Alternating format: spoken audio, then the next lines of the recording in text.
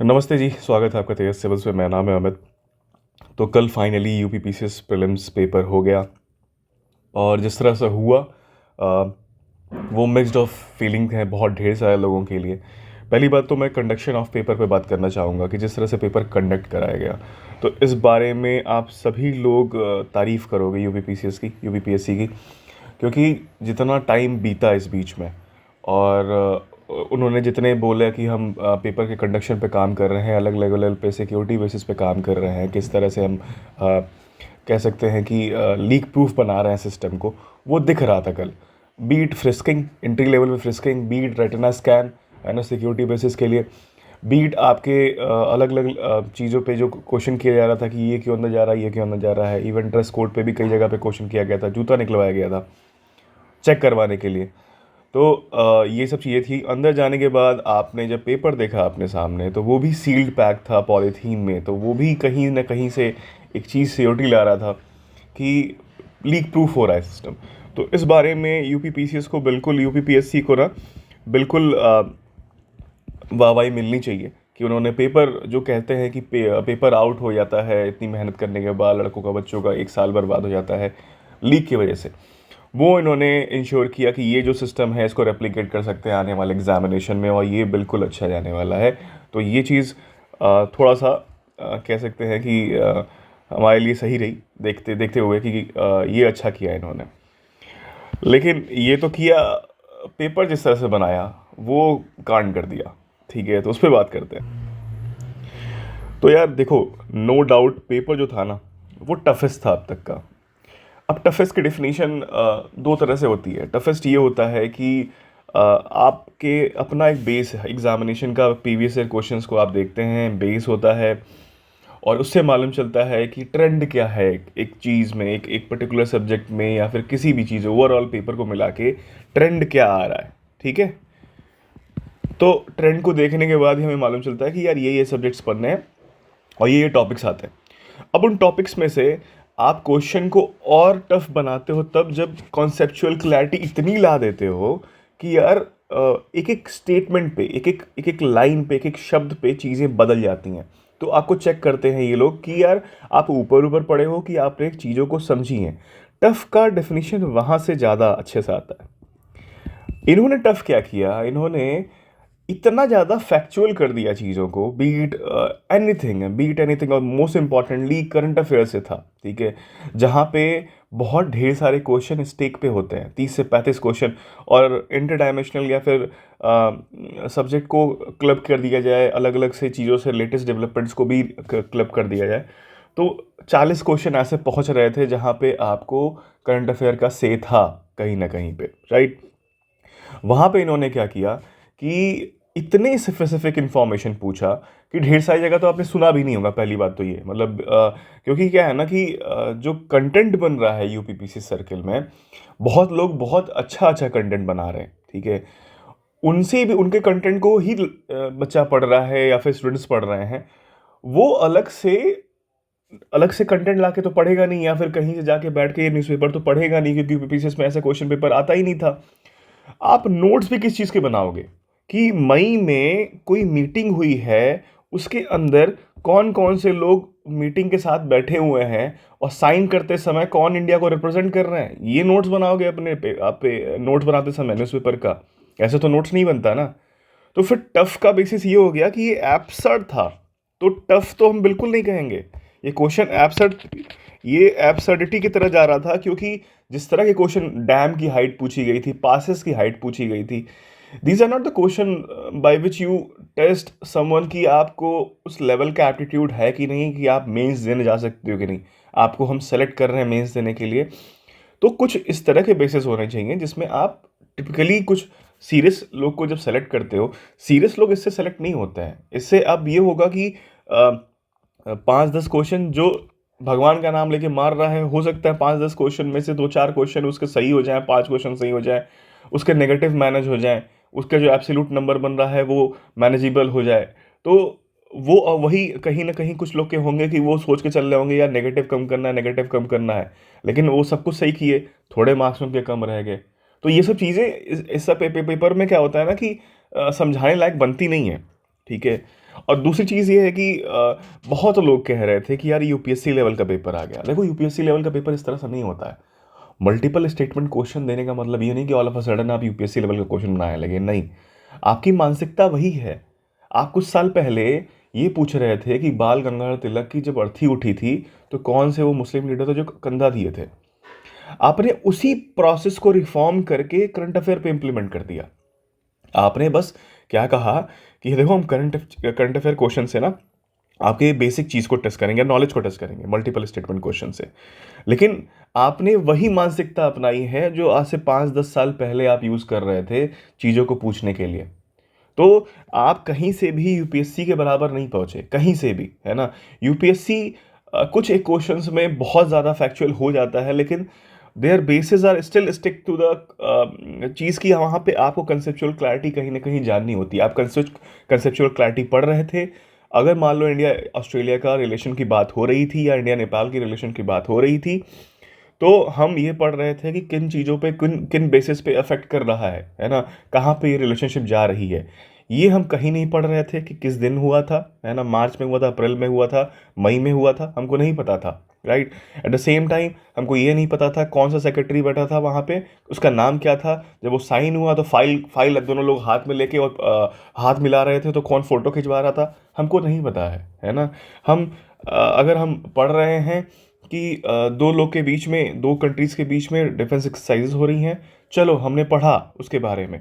हमने ये पढ़ा कि जियो पॉलिटिकल जियो स्ट्रेटजिकल लेवल पे क्या चेंजेस आ सकते हैं इस एक्सरसाइज की वजह से, कौन दो कंट्रीज इन्वॉल्व हैं, कहाँ पे हो रहा है, कुछ थीम दिया गया है क्या, कुछ नए नए इसमें टॉर्पीडोज, शिप्स या सबमरीन या फिर इस तरह की कोई चीज़ यूज़ की गई है क्या, वहां तक पढ़ता है ना इंसान। ठीक है, डेट थोड़े ना पढ़ता है यार, किस डेट पे करवा रहे थे ये वाला बताइए। उस बीच में मेरा बर्थडे पड़ा था, इसीलिए हम पेपर बना देंगे। मेरे बच्चे का बर्थडे था उसके बीच में, इसीलिए हम पेपर बना देंगे। ये बेवकूफ़ी है ना। इस तरह का यूपीएससी पेपर होता है क्या कहीं से? एक दो क्वेश्चन मिल गया यूपीएससी में तो उसको इक्विवेलेंट कर देंगे कि यूपीएससी का पेपर बनाता है, तो यूपीएससी लेवल का क्वेश्चन पेपर था। फिर आता है तीसरी बात कि यार इतना फैक्ट के साथ इन्होंने एक चीज़ और की कि मैक्सिमम क्वेश्चन को इन्होंने मल्टीपल स्टेटमेंट क्वेश्चन कर दिया। अब मल्टीपल स्टेटमेंट क्वेश्चन करने के चक्कर में इन्होंने एक और बेवकूफ़ी की, बेवकूफ़ी ही कहेंगे कि जो भी आपका traditional set of current affair थे, मतलब वो इजी थे, हार्ड थे, मीडियम थे, बीट एनीथिंग, लेकिन जिस तरह के करंट अफेयर टिपिकली होते हैं स्टेट पीसीएस एग्जामिनेशन में, उनको 4 क्वेश्चन को क्लब करके आपने एक पे कर दिया, चाहे वो क्रोनोलॉजी पे था, चाहे वो आपका मैच द फॉलोइंग पे था। अब जब फैक्ट के माफ़ कीजिएगा जब फैक्ट के साथ आप मल्टीपल स्टेटमेंट क्वेश्चन पूछते हैं, होता क्या है ना कि आप हर एक फैक्ट को इक्वली टाइम देना स्टार्ट करते हैं रिकॉल करने के लिए। जहां वो एक सिंपल एक क्वेश्चन था, वहां 2 क्वेश्चन हो चुके हैं, 3 क्वेश्चन हो चुके हैं एक ही क्वेश्चन में। मल्टीपल स्टेटमेंट क्वेश्चन है तो आपको ऑप्शन से भी खेलना है, ना कि बस उस दिए हुए स्टेटमेंट, दिए हुए फैक्ट के साथ। उससे क्या होता है ना कि पेपर लेंदी होता चला जाता है आपके लिए। आप अफोर्ड नहीं कर सकते कि आप देखो, मान लो कोई चीज़ 3 फैक्ट दिए हुए हैं, 2 को तो देखा हुआ है आपने, आप अफोर्ड नहीं कर सकते उसको छोड़ना। तो आपको एटलीस्ट 150 क्वेश्चन पढ़ने तो पड़ेंगे ना, डिसाइड करने के लिए कौन सा छोड़ना कौन सा नहीं छोड़ना। और 150 क्वेश्चन पढ़ने के बाद उसको टिक करना, उसको सॉल्व करना, बहुत टेढ़ी खीर थी कल के पेपर में, बहुत टेढ़ी खीर थी। जो 150 पढ़ ले गए और 150 उनके लिए लगा कि यार इसमें से सर्टन शेयर ऑफ क्वेश्चन मेरे लिए हैं और मैं इसमें डुएबल है मेरे लिए 120 130, वो लोग तो भैया खिलाड़ी निकले। मतलब 120 से 130 तक का अटेम्प्ट मारना बहुत बड़ी बात थी इस क्वेश्चन पेपर में, क्योंकि जिस तरह का इन्वायरमेंट था, है ना। मान लो आपका पेपर वो था कि जिसमें फर्स्ट सेट ऑफ 15 30 या फिर 40 क्वेश्चन वो थे जो टफेस्ट थे पेपर के, है ना, वो पहले आ गए और आपको समझ नहीं आ रहा है कि यार घस के कैसे आगे कैसे बढ़े, ये तो हिल ही नहीं रहा, है ना।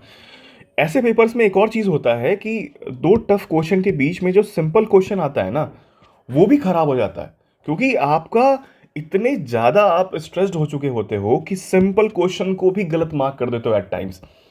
अच्छा, एक चीज़ और था कि ऑप्शन एलिमिनेशन में इन्होंने बड़े खतरनाक लेवल का प्लॉटिंग कर रखी थी, क्योंकि एक तो पहली बात, टू मच फैक्चुअल होने के बाद ऑप्शन एलिमिनेशन हो नहीं सकता है।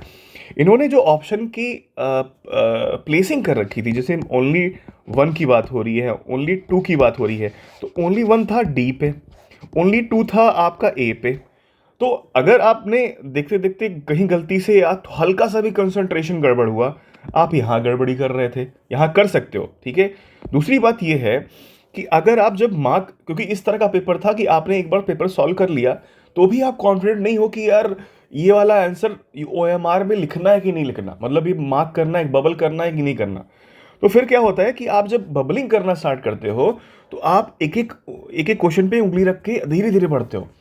तो वहां पे क्या हो रहा है कि अगर मैं आप क्वेश्चन पढ़ के आप कहीं जल्दी से आपने बबल कर दिया, तो वहां भी क्वेश्चन गलत होने के चांसेस थे, क्योंकि ओनली वन ए पे ना हो के बी पे ना हो के डी पे था। तो वहां पे गलतियां बढ़ जाती हैं।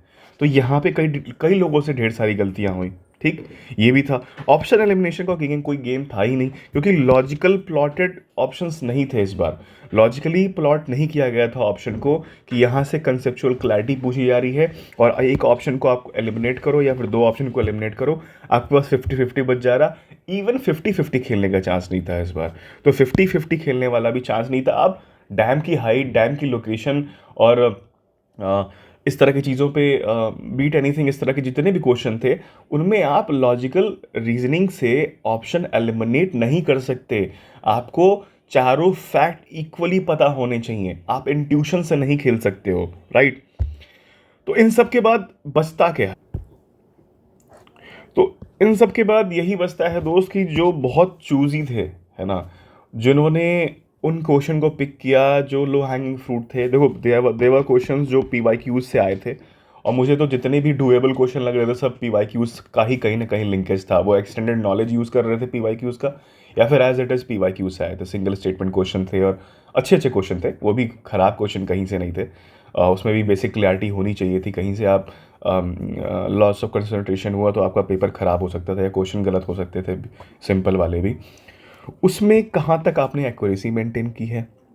इस पेपर में आप कितने ज़्यादा चूज़ी थे, है ना, कितने ज़्यादा आप चूज़ी थे कि मैं इस क्वेश्चन को छोड़ रहा हूँ, इस क्वेश्चन को कर रहा हूँ। इवन इफ आपने क्वेश्चन सॉल्व कर लिया, जब क्वेश्चन सॉल्व कर रहे थे उस टाइम पे कोई क्वेश्चन सॉल्व किया और आपको डिसाइड करना पड़ा कि आप बबल करने जा रहे हो कि नहीं करने जा रहे हो इसको, क्योंकि रिस्क बढ़ जाता था, है ना।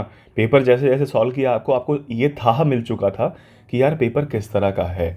तो अगर आप अपने अटेम्प्ट पे बहुत चूजी हो गए थे तो ये था, आपने दिमाग अपना शांत रखा, ठीक है, कि यार देखो अननेसेसरी क्वेश्चंस वो अटेम्प्ट नहीं करने जहाँ पे मुझे नहीं पता, इंट्यूशन पे नहीं खेलना है इस पेपर में।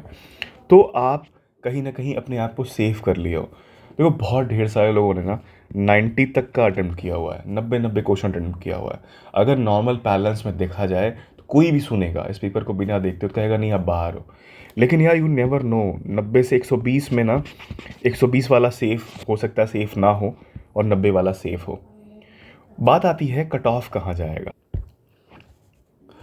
देखो कट ऑफ कहाँ कितने नीचे तक गिर सकता है ना, कोई नहीं बता सकता इस एग्जामिनेशन में। क्योंकि आपको ये समझना होगा, क्योंकि कौन से लोगों ने कैसा पेपर किया है किसी को नहीं पता। जो आंसर शीट आ रही है या फिर की आ रही है उसमें भी एक्यूरेसी नहीं है। तो आपको पहले वेट करना पड़ेगा कि UP PCS जो अपना आंसर की निकालेगा उसमें क्या आंसर्स दिए गए हैं। दूसरी ये बात है कि कहीं से भी ये लेवल प्लेइंग फील्ड बनाने की जो कोशिश की गई थी उसके वजह से कोई अपर हैंड पे नहीं था। तो कई लोग इस बात के बारे में बोल रहे हैं कि अपना खुन्नस निकाला है, प्रतिशोध लिया है UP PCS ने, UPPSC ने। तो देखो प्रतिशोध कहो या कुछ भी कहो, सब लोग सेम पेडेस्टल पे थे। कोई सीनियर प्लेयर नहीं था इसमें, कोई नया प्लेयर नहीं था, सब एक बराबर हो गए थे। कोई नया नया बच्चा कुछ ऐसा नहीं पढ़ लिया था, कोई अपने एंथू में ऐसा 4-5 क्वेश्चन और नहीं बढ़ा के कर सकता था, क्योंकि उसके लिए नॉलेज बेस की ज़रूरत थी। पुराने प्लेयर्स अपने विजडम को यूज़ करके कुछ नहीं कर सकते थे, क्योंकि विजडम कुछ काम नहीं, फैक्चुअल चीज़ों में विजडम काम नहीं करता है। तो सब बराबर थे। तो कोई भी किसी एक ऐसे कैटेगरी का बंदा ये नहीं कह सकता था कि हमें ज़्यादा पता था या फिर कट ऑफ इतनी जा सकती है। लास्ट ईयर जब गई थी 93 से 94, सीट्स वर लाइक 254 और 250 काइंड ऑफ, ठीक है। अगर इस बार 1000+ सीट्स पे आप एक्सपेक्ट कीजिए, प्लीज़ एक्सपेक्ट कीजिए कि मनाइए कि 1000+ सीट पे रिजल्ट आए, तो ये कहाँ तक गिर सकता है ना। मैं सीरियसली बता रहा हूँ, हो सकता है देखो गर्ल्स कैटेगरी के लिए ना ये कुछ ज़्यादा ही गिर जाए, और उसका साइकोलॉजिकल रीज़न है, मतलब टिपिकल साइकोलॉजिकल, अलग वीडियो में बताऊंगा क्या साइकोलॉजिकल रीज़न है। ये कहाँ तक गिर सकता है, यू नेवर नो। तो मैं बस ये बोल सकता हूँ कि आप 75 से प्लस हो, ठीक है, 75 प्लस हो, तो आप मेंस की प्रिपरेशन स्टार्ट कर दो। सिंपली है ना, मेंस की प्रिपरेशन स्टार्ट कर दो। कोई लोग कहेंगे 20 नंबर थोड़ा घट जाएगा। यूपीएससी को 1 साल लगे थे बस, 1 साल लगा था बस, है ना, सबको औकात में लाने में। आप समझो कि 105 से 116 तक कट ऑफ चली जाती थी यूपीएससी की, ठीक है। उन्होंने 1 साल में 98 लाया, दूसरे साल में 92 लाया, तीसरे साल में 80 के रेंज में लाया, और फिर उसके बाद 78 तक ला दिए, ठीक है। तो लेकिन ये सारा प्रोसेस जो था ना, वो हर साल एक बेस तैयार हो रहा था, यहाँ पे एक बेस तैयार हो रहा था कि इस तरह का क्वेश्चन पेपर पूछा जाएगा, और फिर और टफ हो जाता था। लेकिन जिस तरह का बेस हमें मिला था यूपीपीसीएस के एग्जामिनेशन में, वो उस बेस से ये क्वेश्चन पेपर आना, तो ये समझ लीजिए ये टिपिकली स्टेज 1 था, मतलब लास्ट ईयर का पेपर। और डायरेक्टली हो सकता है कि हम लोग स्टेज 4-5 पे चले जाएं, कि कट ऑफ इतना नीचे हो सकता है। तो एक नंबर बताना या फिर एक सेगमेंट बताना इजी नहीं होगा, किसी के लिए भी इजी नहीं है। तो मेरे हिसाब से anyone who is getting more than 75 marks, male general, वो अपने आप को पॉजिटिव ले, मीन्स की प्रिपरेशन करे, टाइम वेस्ट मत करे। कंपटीशन टफ होने वाला है, जिस तरह का अभी प्री का पेपर बना है, मेंस का आपको नहीं पता है क्या बन सकता है, तो अभी से लग जाइए। एनी हाउ मेहनत ख़राब नहीं जाएगी आपकी। So thank you for watching this video.